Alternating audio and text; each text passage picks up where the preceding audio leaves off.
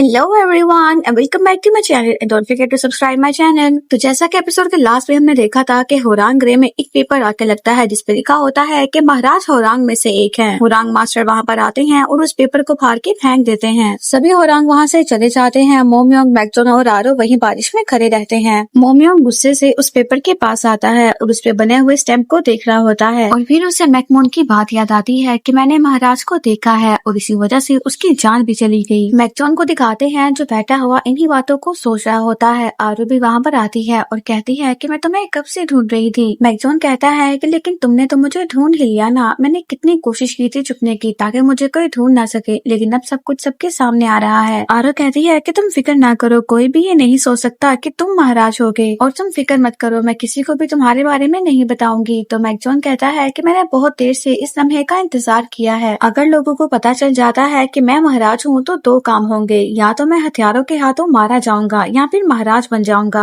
मैंने हमेशा से ही इस लम्हे का इंतजार किया है, लेकिन जब मैं हकीकत का सामना कर रहा हूँ तो मुझे मरने से ज्यादा महाराज बनने से डर लग रहा है। और कितनी अजीब बात है ना, एक राजा राजा बनने से डर रहा है। फिर होरांग आपस में बातें कर रहे होते हैं कि क्या सच में महाराज होरांग में ही मौजूद है। तो दूसरा होरांग कहता है कि ऐसा नहीं हो सकता, और वैसे भी होरांग मास्टर ने कहा है कि ऐसा नामुमकिन है। तो होरांग कहता है कि ऐसा कैसे हो सकता है, महाराज का चेहरा तो आज तक किसी ने नहीं देखा, तो हो सकता है कि वो हम में ही मौजूद हो। हानसियोंग को दिखाते हैं जो कह रहा होता है कि यकीनन वो मैकचोन या फिर मोमयोंग ही है। सुहो कहता है कि तुम हमेशा हमारे साथ आकर क्यों खाना खाते हो, अपने ग्रुप के साथ खाना क्यों नहीं खाते। हानसियोंग कहता है कि हम सबकी पैदाइश यहीं की है और बाकी ग्रुप्स के लोग भी यहीं के हैं, बस ये दोनों ही हैं जो बाहर से आए हैं। तो बैंड्री कहता है कि अपनी बकवास बंद रखो। सुहो कहता है कि मैकचोन होरांग मास्टर का भतीजा है और मोमयोंग वेदांती का बेटा है। जियोंग कहता है कि नहीं, हानसियोंग सही कह रहा है, हम उन दोनों के बारे में कुछ भी नहीं जानते, और अगर इन दोनों में से कोई एक महाराज है तो शायद मैं जानता हूँ कि वो कौन है। फिर हमें होरांग मास्टर को दिखाते हैं जो उसी पेपर को देख रहे होते हैं और सभी बातों को अपने दिमाग में दोहराते हैं। जब क्वीन जीसू ने होरांग मास्टर से कहा था कि मैकचोन आपका भतीजा है, इस बात को साबित करें, और फिर उनकी मैकचोन से हुई बातों को भी सोचने लगते हैं और फिर यहाँ पर वो हंसने लगते हैं क्योंकि उनको पता चल जाता है कि असली महाराज कौन है। यहाँ पर मोमयोंग भी इसी बारे में सोच रहा होता है कि महाराज इसी होरांग ग्रे में मौजूद है और मैकमोन का कत्ल भी उसी ने करवाया था, और आखिर कौन हो सकता है महाराज। और फिर देखते ही देखते सभी होरांग में ये बात फैल जाती है कि मोमयोंग ही महाराज है। जुयोन कहता है कि उस पेपर में जो निशान बना हुआ था मैंने उसी तरह का ब्रेसलेट मोमयोंग के पास देखा है। मोमयोंग ने वो ब्रेसलेट पहना हुआ था और इसी वजह से इन्हें लगता है कि हमारे महाराज मोमयोंग हैं। जुयोन बैंड्री से कहता है कि मोमयोंग महाराज है, ये जानकर तुम्हें खुशी तो हुई होगी ना। तो बैंड्री कहता है कि ये तुम क्या कह रहे हो। जुयोन कहता है कि मैं तो बस तुम्हें याद दिला रहा हूँ कि पिछली लड़ाई जो तुमने की थी वो किसी अर्थकुलीन से नहीं बल्कि महाराज से की थी। तो बैंड्री उसे चुप रहने का कहता है। फिर जब मोमयोंग वहाँ पर आता है तो सभी होरांग आगे पीछे हो जाते हैं और कोई भी मोमयोंग की तरफ नहीं देख रहा होता और जाकर बैठ जाते हैं। मोमयोंग पहले से ही तो बैठे हुए होरांग के साथ जाकर बैठ जाता है, लेकिन मोमयोंग के साथ कोई नहीं बैठता। मैकचोन भी आता है और देखता है कि सभी मोमयोंग को ही देख रहे होते हैं, तो वो मोमयोंग के साथ बैठ जाता है और कहता है कि लगता है आज सबको तुम में कुछ ज्यादा ही दिलचस्पी है। तो मोमयोंग कहता है कि मुझे भी किसी को ढूंढने में दिलचस्पी है और मैं उसे ढूंढ के रहूंगा। फिर हमें हानसियोंग को दिखाते हैं जो आरो के साथ बैठा होता है और कहता है कि तुम भी तो नहीं जानती कि वो तुम्हारा भाई है भी या फिर नहीं, उसके बारे में सब कुछ नहीं पता। वो अचानक से एक दिन तुम्हारे सामने आता है और कहता है कि मैं तुम्हारा भाई हूँ, लेकिन तुम्हें भी नहीं पता कि वो तुम्हारा भाई है या फिर नहीं। तो आरो उसे स्ट्रिक्टली कहती है कि मेरा भाई महाराज नहीं है, तुम्हारी अकल घास चढ़ने गई है क्या। फिर आरो बाहर जाती है और वो मोमयोंग को देखती है। मोमयोंग के पास जाने लगती है, इतने में उसके पास सुकमियो आ जाती है और वो मोमयोंग से कहती है कि मैंने सुना है कि तुम मेरे भाई हो। सुकमियो मैकचोन की असल बहन नहीं होती है और ये क्या है ये हमें आगे पता चलेगा। सुकमियो मोमयोंग का हाथ पकड़ती है और कहती है कि वो शाही ब्रेसलेट कहाँ है और मुझे सच सच बताओ, क्या तुम ही मैकचोन हो। तो मोमयोंग अपना हाथ छुड़वाते हुए सुकमियो का हाथ पकड़ता है और उसे अपने पास करता है और उसे कहता है कि मुझे सच सच बताओ, क्या आरो पर तीर तुमने चलाया था। सुकमियो ये कहते हुए जाने लगती है कि मैं तो बस हिरन का शिकार कर रही थी। तो मोमयोंग उसे दोबारा से पकड़ता है और कहता है कि मैं नहीं जानता कि तुम कौन हो और ना ही मैं ये जानता हूँ कि तुम मुझे क्या समझती हो, लेकिन अगर तुमने आरो को दोबारा चोट पहुंचाने की कोशिश की तो तुम ये जरूर जान जाओगी कि मैं कौन हूँ। और फिर मोमयोंग गुस्से से वहाँ से चला जाता है और सुकमियो देखती है कि आरो भी वहीं खड़ी बातें सुन रही होती है। फिर क्वीन जीसू को भी इन सब के बारे में पता चलता है तो वो कहती है कि ऐसा गंदा मजाक करने की हिम्मत किसकी हुई। वॉरियर लोग कहते हैं कि उस पेपर के ऊपर महाराज की स्टैम्प भी थी। क्वीन जीसू कहती है कि इस स्टैम्प के बारे में तो सिर्फ खानदान के लोग जानते हैं, आखिर इसके बारे में और किसे पता है। तो वॉरियर लोग कहते हैं कि हो सकता है कि महाराज महाराज को इसके बारे में कुछ पता हो। फिर हमें क्वीन जीसू को सभी मंत्रियों के साथ दिखाते हैं। मंत्री क्वीन जीसू को अपने नुकसान के बारे में बता रहे होते हैं कि पिछले साल से ज्यादा हमें इस साल नुकसान हो चुका है। तो योंगशिल सबसे कहते हैं कि आप सभी चुप कर जाइए, महारानी शायद किसी और बात को लेकर बहुत ज्यादा परेशान है। तो मंत्री कहने लगते हैं कि आखिर इस बात से जरूरी और कौन सी बात हो सकती है। योंगशिल कहते हैं कि ये अफवाह है कि महाराज होरांग में मौजूद हैं। तो क्या ऐसा है? तो सभी मंत्री क्वीन जीसू से महाराज के बारे में पूछने लगते हैं। तो क्वीन जीसू गुस्से से उन सबसे कहती है कि मैं दोबारा कह रही हूँ कि महाराज शिला में मौजूद नहीं है, और अगर किसी ने भी गलत बातें फैलाकर राज्य का माहौल खराब करने की कोशिश की तो मैं उसे छोड़ूंगी नहीं। फिर विहोंग और योंगशिल को दिखाते हैं। विहोंग कहता है कि मुझे पूरा यकीन है कि मोमयोंग ही महाराज है। योंगशिल कहता है कि मुझे ऐसा नहीं लगता। तो विहोंग कहता है कि महारानी हमारी सोच से भी ज्यादा तेज है, और आखिर किसने सोचा होगा कि महाराज होरांग में मौजूद हैं? और क्या आपने उस वक्त महारानी का गुस्सा नहीं देखा था? योंगशिल कहता है कि महाराज के जन्मदिन पर जिसने महारानी को रोका था वो हान जी का बेटा ही था ना, और इसी वजह से महारानी ने आन जी को महल में बंदी भी बनाया था। तो विहोंग कहते हैं कि यही तो बात है, वो बहुत ही ज्यादा चालाक है, किसी ने सोचा भी नहीं होगा कि उन्होंने ऐसी तरकीब बनाई है।